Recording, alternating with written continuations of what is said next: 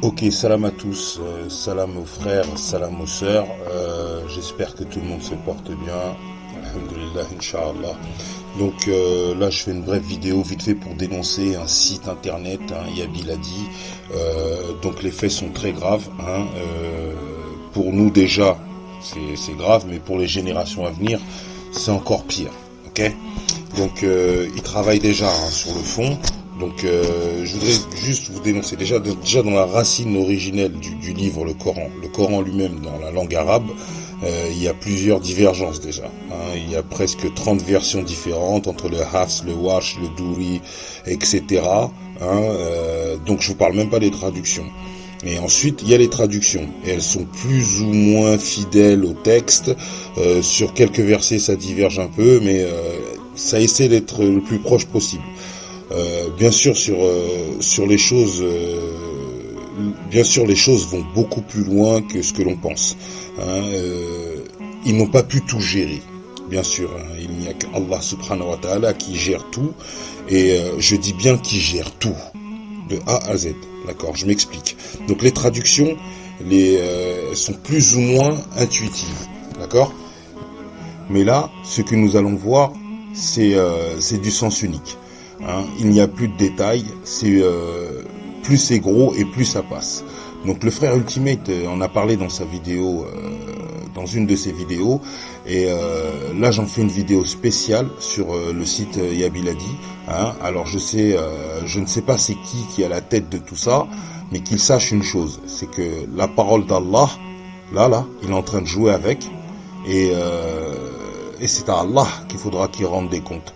Pour toutes les personnes qui liront ce site, qui liront les traductions, surtout en français, eh ben, elles seront biaisées. Donc alors, je vais faire une vidéo vraiment rapide. Elle sera en 3 parties. Déjà, la première partie, c'est pour vous montrer les mots qui sont en jeu, d'accord, sur lesquels ils sont en train de jouer et pourquoi ils sont en train de jouer sur ça. Le deuxième point, c'est montrer verset par verset ce qu'ils ont changé.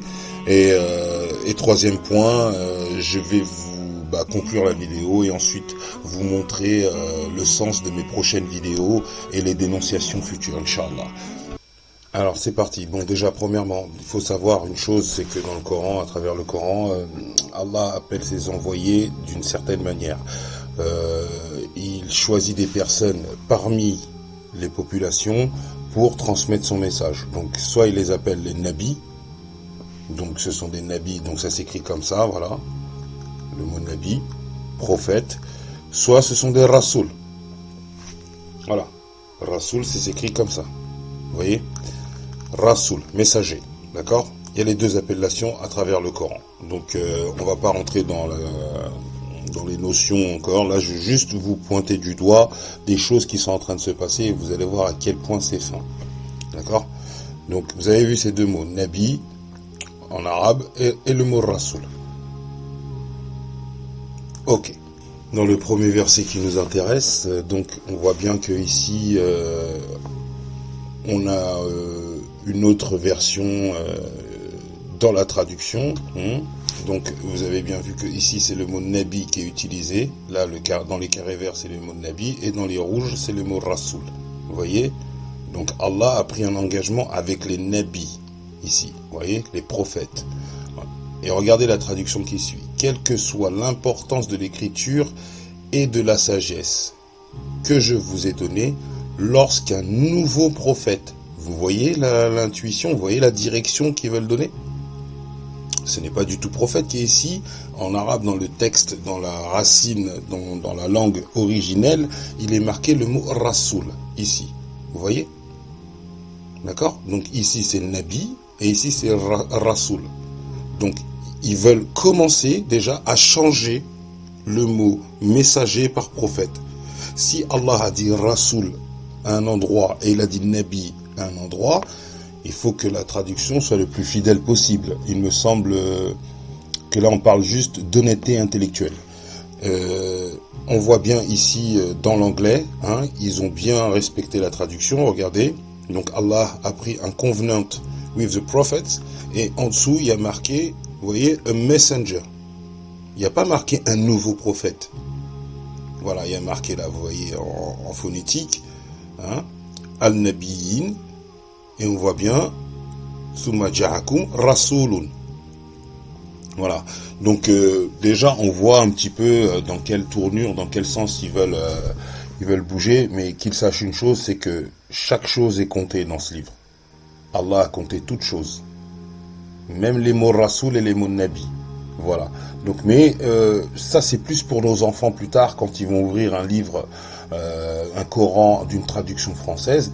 Eh ben, ils trouveront plus le mot messager dedans. Ils trouveront que prophète, qui viendra un autre prophète, confirmer un autre prophète. Voilà le danger. Donc, quand on regarde directement la vraie traduction de ce verset. Donc, on voit bien, ici la 381, vous voyez, c'est bien le mot nabi qui est en vert et le mot rasoul. Regardez la traduction, comment elle diverge. C'est comment c'est différent. Dieu a fait prendre un engagement au prophète, disant: je vous donnerai l'écriture et la sagesse. Ensuite, un messager viendra confirmer toutes les écritures existantes. Vous croirez en lui et le soutiendrez. Il dit: êtes-vous d'accord avec ceci? Faites-vous le serment de remplir cet engagement? Ils dirent: nous sommes d'accord. Il dit: vous avez ainsi témoigné et je témoigne avec vous. Quand on regarde même la traduction classique, voilà, on voit bien le mot prophète et on voit bien le mot messager, qui sont des rasoul et nabi, ok? Une chose bien différente, distincte par Allah subhanahu wa ta'ala. Donc la traduction se doit d'être le plus fidèle possible. Donc il ne faut pas commencer à donner des sens, car les traductions déjà ont un sens. Donc si on continue plus à donner plus de sens, il y aura moins d'objectivité et on perd en fait la nature du texte. Ok, bien sûr, le verset d'avant qu'on vient, c'est la 381. Hein, et si vous saviez l'enjeu qu'a ce verset, si vous saviez l'enjeu de ce verset, eh ben, vous comprendrez pourquoi ils veulent à tout prix changer le mot messager par prophète. Hein, mais on en reparlera dans une autre vidéo, Inch'Allah. Ensuite, alors, 344. Si vous voyez très bien les carrés verts que la traduction française qu'ils ont mis, c'est le mot prophète. Voilà. Alors, si vous voyez bien, dans 344, il y a 2 fois le mot rasoul. Je les ai encadrés en rouge en arabe. Vous voyez bien ici. Et vous voyez bien la traduction, c'est en vert. Donc, c'est pas du tout le mot rasoul que vous voyez là. Il y a marqué le mot prophète. En anglais, ils ont été fidèles dans la traduction. Ils ont mis messenger. Ok? Si vous voyez bien dans la phonétique, il y a marqué rasoulu ala rasulu. Donc, vous voyez, rasoul, rasoul, qui devrait signifier un messager. Mais comme on voit ici dans la traduction française, je ne sais pas à quoi il joue. Hein, mais il y a marqué mot prophète alors que c'est pas du tout fidèle. Il n'y a pas marqué le mot nabi ici.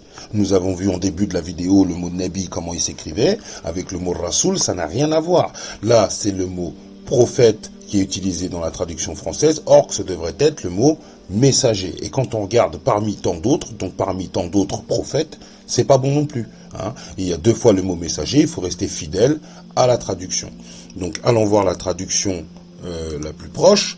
Donc quand on regarde bien, il y a 2 fois le mot messager. Donc si on lit la traduction, Mohammed n'est rien de plus qu'un messager comme les autres messagers avant lui. S'il devait mourir ou se faire tuer, vous retourneriez-vous sur vos talons? Quiconque se retourne sur ses talons ne suit pas Dieu. Quiconque se retourne sur ses talons ne suit pas à Dieu, le moins du monde.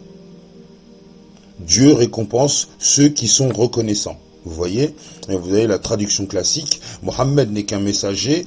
Des messagers avant lui sont passés. S'il mourait donc, ou s'il était tué, retourneriez-vous sur vos talons. Quiconque retourne sur ses talons ne nuira rien à Dieu. Et Dieu récompensera bientôt les reconnaissants. Vous voyez, donc quand on voit ce genre d'intervention, on ne peut que douter de l'objectivité et les intentions de ceux qui tiennent ce site, et je ne sais pas pourquoi ils font ça. Ok, on continue. Donc 464, hein, quand on regarde dans la sourate 4, le verset 64, il y a encore une fois le mot rasoul qui est utilisé. Hein, et si vous voyez, la traduction n'a pas encore été la plus fidèle possible. Et elle a même été intuitive. Regardez par vous-même. Si nous envoyons des prophètes, il n'est pas du tout marqué ça.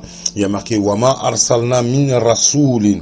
Donc des messagers. D'accord? Et il n'y a pas marqué nous envoyons des prophètes, c'est uniquement pour qu'ils lui obéissent. Non.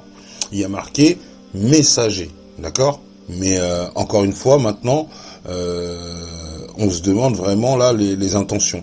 Hein, on se dit bon, une erreur ça va, deux tranquille, et encore voilà. Mais là, on commence vraiment à se poser des questions. Ok, donc je vais vous donner la version normale.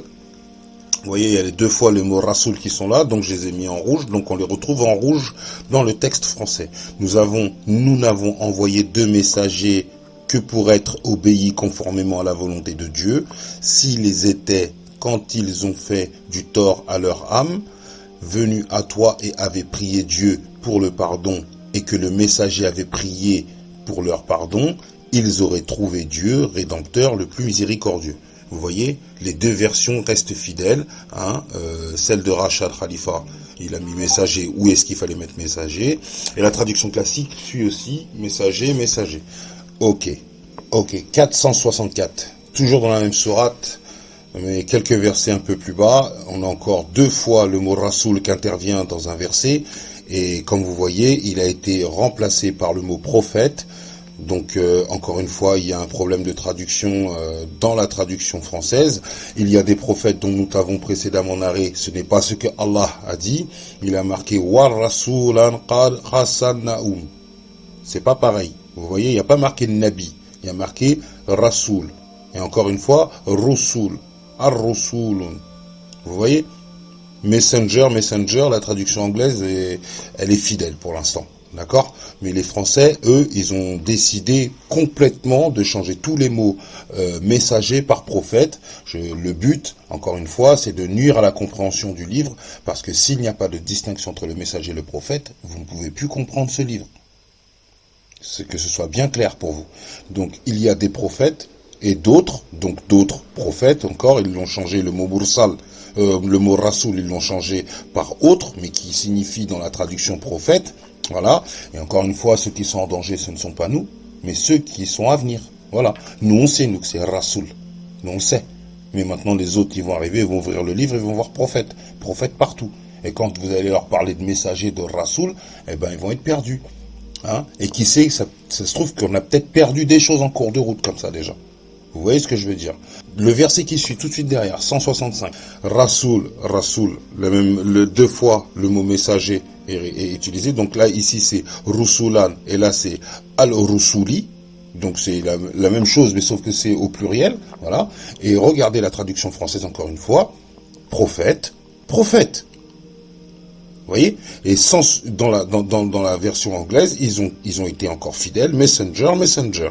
Vous voyez, c'est bien des mots qui sont différents. Hein, donc il y a bien un problème qui se passe dans 464, 465 et les autres versets que je vous ai montrés. Hein. Donc on va revenir vite fait aux traductions initiales. Donc vous voyez la 464, vous voyez, donc ces mots Rasoul qui ont été dits, je les ai mis en rouge. Vous voyez bien, c'est des messagers dont nous t'avons parlé et des messagers dont nous ne t'avons jamais parlé. Et Dieu a parlé à Moïse directement. Vous voyez la différence? C'est pas pareil quand on dit prophète. Et il y a des messagers dont nous t'avons raconté l'histoire précédemment et des messagers dont nous t'avons point raconté l'histoire. Et Dieu a parlé à Moïse de vive voix. Traduction classique.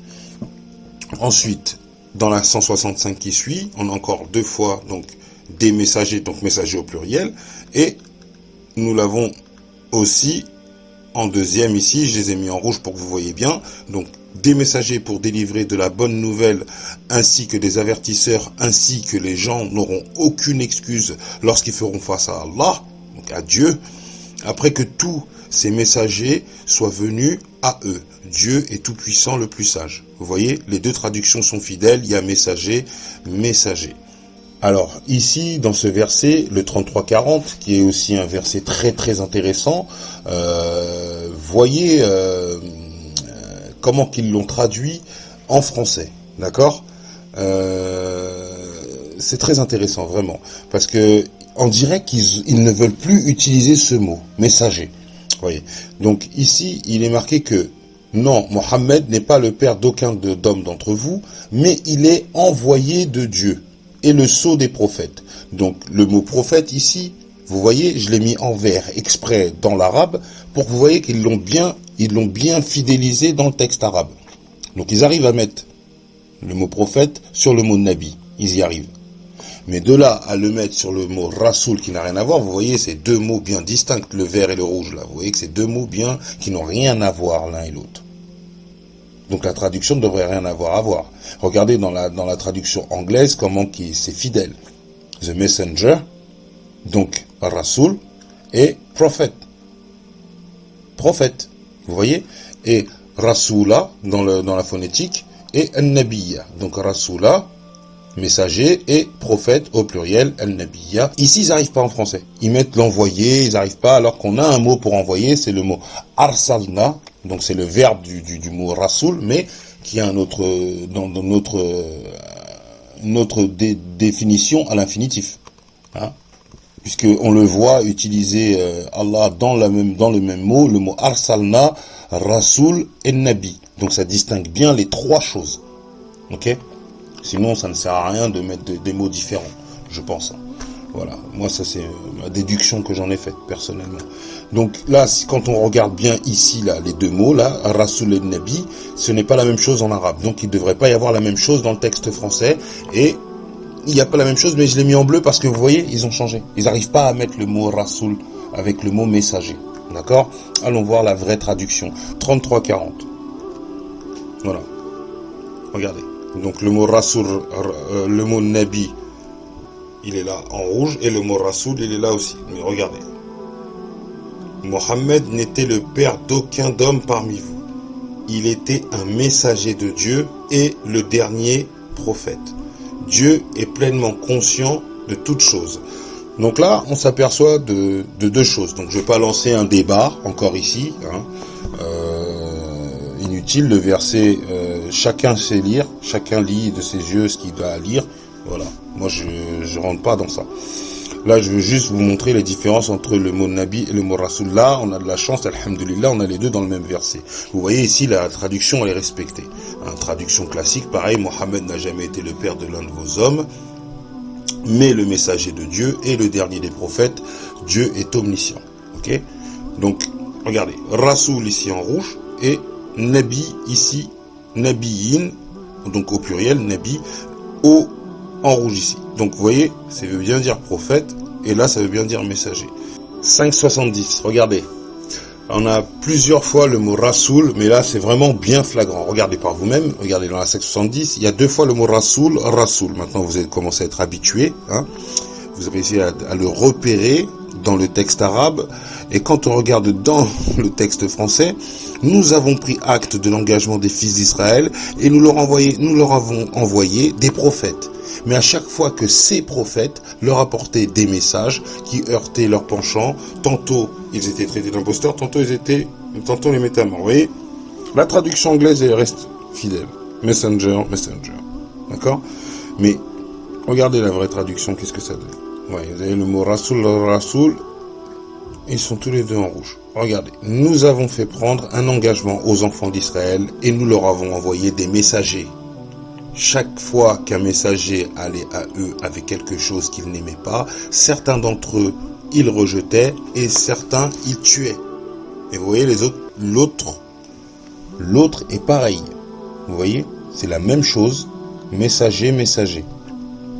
Donc il y a un véritable problème avec ce mot messager qu'ils veulent enlever, mais moi je pense que c'est pour d'une, casser le code 19, premièrement, enlever la compréhension que il n'y a pas un dernier messager, mais un dernier prophète. Voilà, comme ça les gens vous restent focalisés sur le fait que c'est un dernier prophète et emmêler le pinceau des gens, les pinceaux des gens pour la compréhension d'un prophète et d'un messager. Voilà, ça c'est le but numéro 1. Et une fois qu'ils auront réussi ça, eh ben plus personne pourra comprendre le livre dans le futur, à part les arabophones. Et encore, on ne sait pas où est-ce qu'ils vont aller, parce que, vous savez, je vous l'ai dit, 30 versions différentes dans le Coran, en arabe. Donc je ne sais pas à quoi ils jouent, mais réveillez-vous.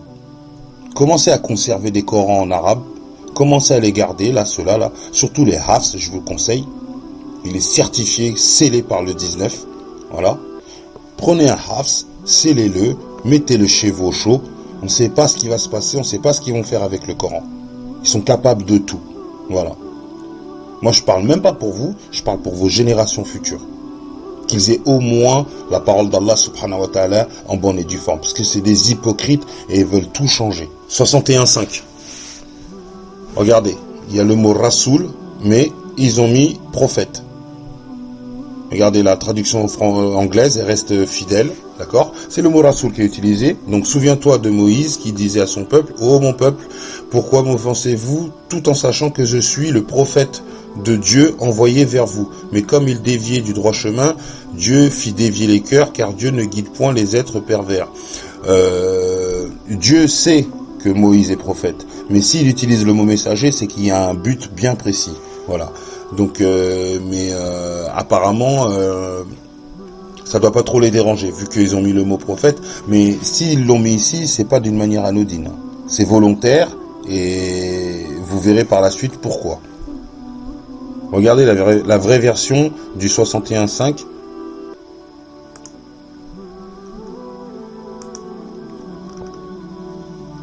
Voilà, il y a le mot Rasoul qui est ici. Et regardez par vous-même. Rappelle-toi que Moïse dit à son peuple, « Ô mon peuple, pourquoi me maltraitez-vous bien que vous sachiez que je suis le messager de Dieu pour vous ?» Quand ils ont dévié, Dieu a détourné leur cœur, car Dieu ne guide pas les gens pernicieux. Vous voyez? Il n'y a pas marqué prophète ici. Il y a marqué messager. Voilà, ça c'est la traduction submission.org. Ok, donc 61.6. Donc c'est un verset très intéressant aussi parce qu'il s'agit d'une des clés pour vraiment comprendre la fonction du messager, d'accord? Donc il y a marqué ici. Ici, vous voyez bien dans l'arabe, il y a marqué 2 fois le mot Rasoul, ok? L'encadré en rouge. Mais là, dans la version française, nous ne l'avons qu'une fois. Ils ont encore changé le mot prophète, hein, mais bien sûr, je vais vous expliquer pourquoi. Donc regardez bien. Souviens-toi également de Jésus, fils de Marie, qui disait, « Ô fils d'Israël, je suis un messager de Dieu, envoyé vers vous. Je viens confirmer le Pentateuque qui m'a précédé et vous annoncer la venue après moi d'un prophète, du nom Ahmed. Mais quand celui-ci est venu, leur apporter les preuves, ils se sont écriés, c'est de la magie manifeste. » Ici, vous voyez bien qu'ici, dans la version anglaise, il n'y a pas le mot prophète. Messenger, messenger. Et ici, on voit bien dans la phonétique, Rasoulu bir Rasoulin. Vous entendez bien mes phrases là, que je dis, les mots là? Rasoulu bir Rasoulin. Il n'y a pas marqué Nabi. J'ai pas entendu, vous n'avez pas vu le mot, vous n'avez pas entendu le mot Nabi. Mais eux, ils l'ont mis. Voilà. Donc là, ici, je sais pas pourquoi ils ont fait ça, mais en tout cas, je vais vous expliquer le rôle du messager. Le rôle du messager vient transmettre, bien sûr, un message, mais aussi confirmer le message précédent. C'est ça le plus important. Et c'est pour ça qu'ici, Allah, il joue pas avec les mots. Il aurait pu dire que Isa, c'est un Nabi. C'est Nabi Allah. Il aurait pu le mettre là. Allah subhanahu wa ta'ala, il fait ce qu'il veut.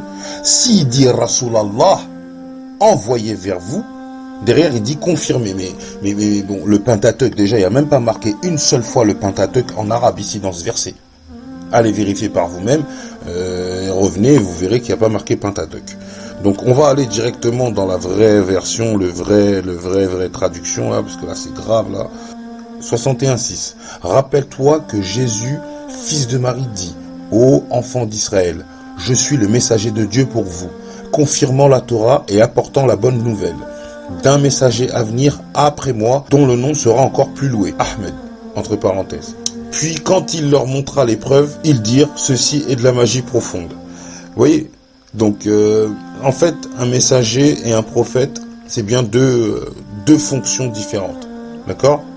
C'est 2 statuts différents, c'est deux choses différentes. Si Allah les a différenciés, c'est qu'il y a une chose bien précise. D'accord? On voit bien à travers le Coran, et il y en a, ils sont cités en tant que messagers, ils sont cités en tant que prophètes, ou ils sont les deux. Et il y en a, soit ils sont simples messagers, ou il y en a, ils sont simples prophètes. Ok? Et si Allah subhanahu wa ta'ala fait une distinction comme ça, c'est pour qu'il y ait une compréhension plus claire, plus précise, plus nette. Voilà, quand on zoome, eh ben on se rend compte que c'est vraiment précis. Voilà. Et cette précision s'en va avec le laxisme de ceux qui soi-disant tiennent la langue, qui jouent avec. Et je vous conseille d'être le plus vigilant possible autour de ce genre de personnes, car ils n'hésiteront pas à aller beaucoup plus loin que ça. Hein, si vous voyez ce que je veux dire. Hein, ils n'ont pas peur d'enlever le mot messager et de mettre prophète, hein, pour éviter de comprendre ne serait-ce qu'un verset comme ça. Voilà. Si là on laisse passer toutes ces choses-là et que dans 15 ans, 20 ans par exemple, eh ben, un de vos enfants ou quelqu'un qui veut rentrer dans le dîn tombe sur un verset comme celui-là et qui dit Mohammed n'est le père d'aucun de parmi vous, mais il est un prophète de Dieu et le dernier des prophètes, à vos risques et périls. À vos risques et périls. On joue l'au-delà ici. On s'amuse pas. Ok? Donc, je reviendrai vers vous après pour une autre vidéo pour la suppression de la basmala dans l'Al-Fatiha. Une chose aussi abominable. Car ils ont plus peur maintenant. Hein. Ils veulent changer le sens des versets, hein, et ils veulent carrément retirer des versets et faire comme si qu'ils n'étaient pas avec. Mais l'Al-Fatiha a été révélée avec la Basmala Rahman Ar-Rahim. Mais maintenant, il n'y a plus ça. Mais ma prochaine vidéo se penchera sur la Basmala très exactement. Et ensuite, Inch'Allah Ta'ala, j'aurai l'occasion de rentrer dans des choses beaucoup plus complexes, c'est-à-dire les initiales de ce Coran, et pour vous expliquer aussi 2-3 choses autour du codage du Coran, comment qu'il est scellé, encore plus profond, encore d'autres choses beaucoup plus profondes, des miracles vraiment indéniables qui sont à travers ce Coran, et Inch'Allah Ta'ala, on aura la chance de les partager ensemble. D'ici là, je vous souhaite le meilleur à toutes et à tous, et je vous dis Assalamu alaikum wa rahmatullahi wa barakatuh.